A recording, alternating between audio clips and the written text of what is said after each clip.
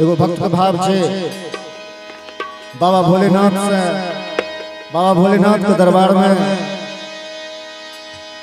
भक्त अपन भाव व्यक्त कर रहल छे।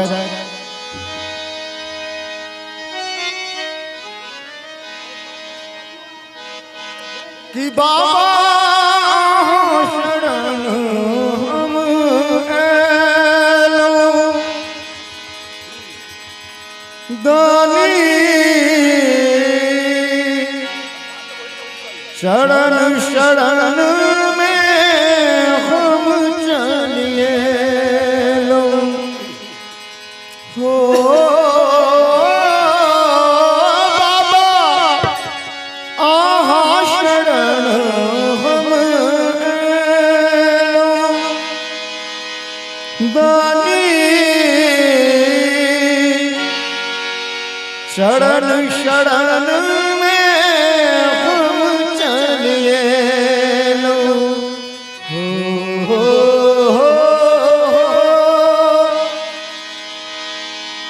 पार लगा पार लगा अंतर्यामी भोला दानी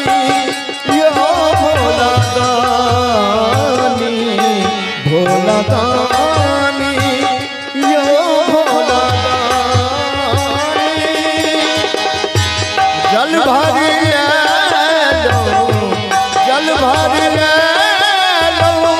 आहा दुख जानी भोला दानी यो भोला दानी भोला दानी यो भोला दानी जल भरी लो जल भरी लो आहा दुख जानी भोला दानी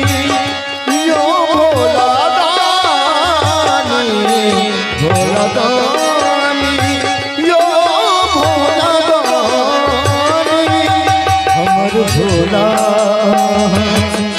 शिव शंभु हमर भोला शिव शंभु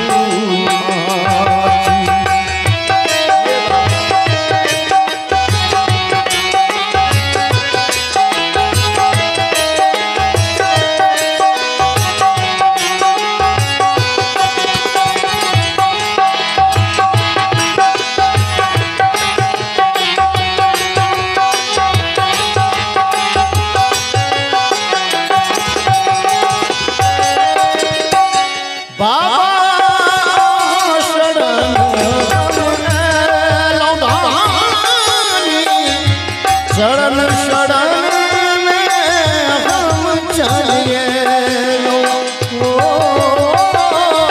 बाबा आहा शरण हम एलो दानी शरण शरण में हम चलिए पार लगा पार लगा भोला दानी यो भोला दानी भोला दानी यो भोला दानी जल भरी लो जल भरी लो आहा दुख जानी भोला दानी यो भोला दानी भोला दानी हमर भोला हमर शंभु हमर भोला हमर शंभु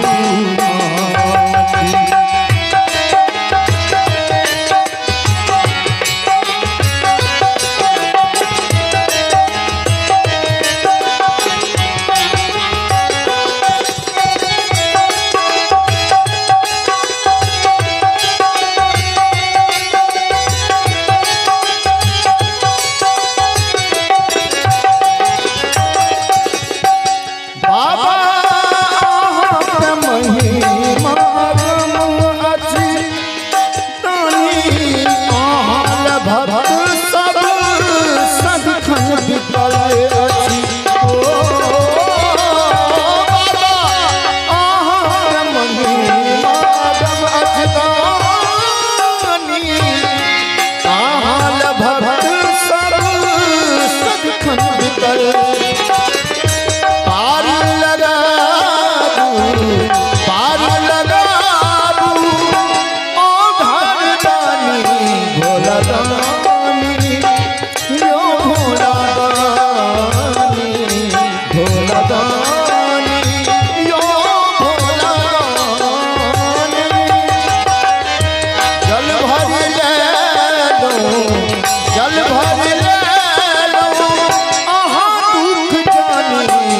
भोला दानी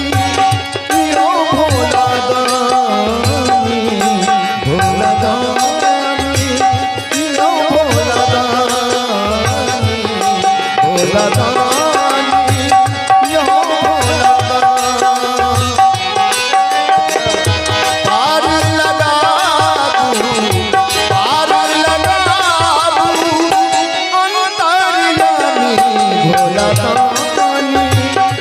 यो भोला दानी भोला दानी यो भोला दानी भोला दानी यो भोला दानी बोल शंकर भगवान